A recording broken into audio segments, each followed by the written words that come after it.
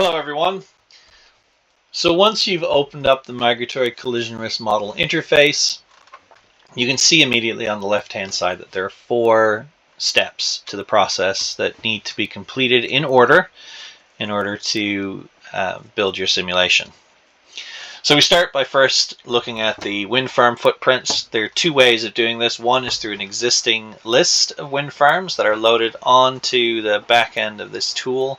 So you don't need to worry about them, they're just there. All you do is click on the select wind farms and you can see a drop down for a number of existing wind farm sites.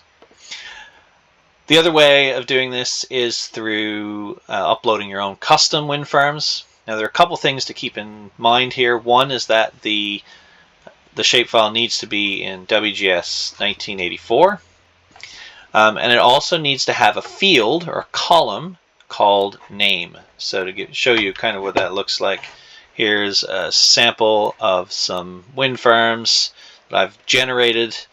When you right click and look at the attribute table, you can see there's a column called name, all capital letters for wind farms in it, one for each polygon.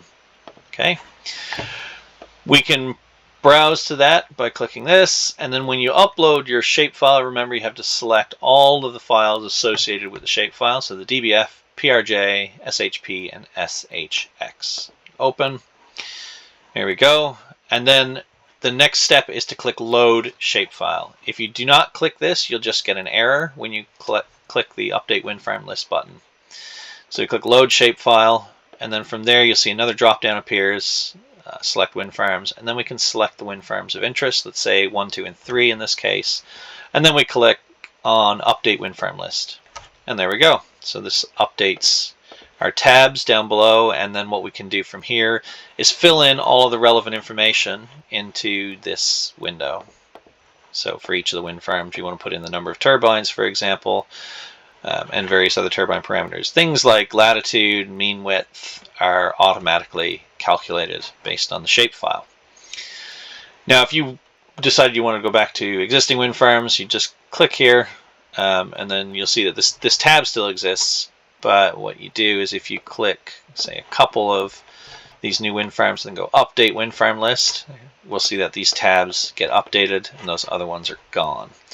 If you want to refresh the page completely and just start from scratch, just click on Refresh Page and that will refresh the whole app. So for now we'll pick these three wind farms to work with. The next thing we'll do is go to Species Features now that we've got our wind farms selected. So we've got, let's do Whooper Swan and Pink-footed Goose, and then we'll update the species list, and then you can see the tabs get generated with species names in them. And then in here you can select or alter parameters associated with the species.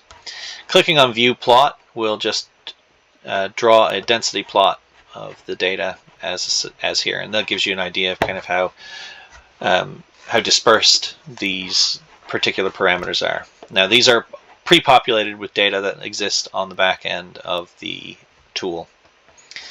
You also want to pick the migratory periods for each of these species. So in this case here, we've got a pre-breeding and a post-breeding migration period only, and we do not have a migratory period.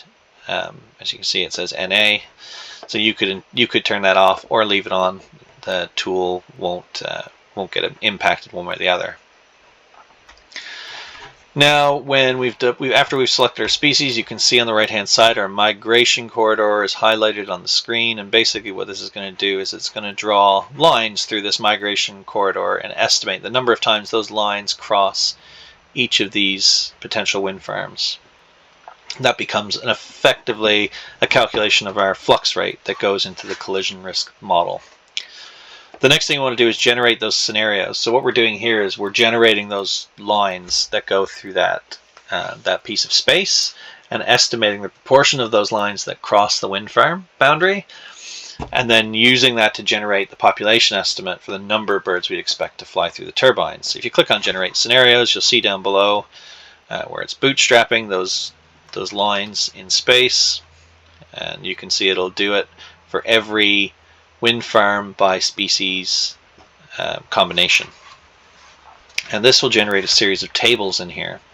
You got bird scenarios, so this is just the data for the birds, and then wind farm scenarios, which are the data for the wind farms. Population scenarios, so this is what we generated. You can see here that the population estimate, so this is the estimate of the number of birds that would be expected to cross through the wind farm area in either migratory period. So the proportion of those flight lines that were generated was, in this particular case, 0.01. That gave us a population estimate of 291 birds with a standard deviation of 85. So once you've done this, there's a couple of things you can do. One is you can download these scenarios, and this will download an Excel table. Once you download that Excel table, you can alter these values however you want, and then upload them again, and then run the model from here. So you can actually download a blank worksheet that contains all this information, fill it out however you need, and then upload those scenarios directly to this, bypassing step 1 and 2, and just generating these wind farm scenarios. So based on these wind farm scenarios, then we can go to simulation results. You can see we've got a large array correction here. We're just going to leave that on. We can change that, and you can increase the number of iterations up to 5,000. So we'll run the simulation. You can see this is running the migratory collision risk model, the stochastic version of it, and then it will create some outputs for us. There we go. And these are our collision risk estimates for each of these species for each wind farm. So for Barrow Wind Farm, we'd be expecting over each migratory period to have 0.058 birds to potentially be impacted. In the case of Beatrice, Whooper Swan, 0.377 birds that could potentially be impacted.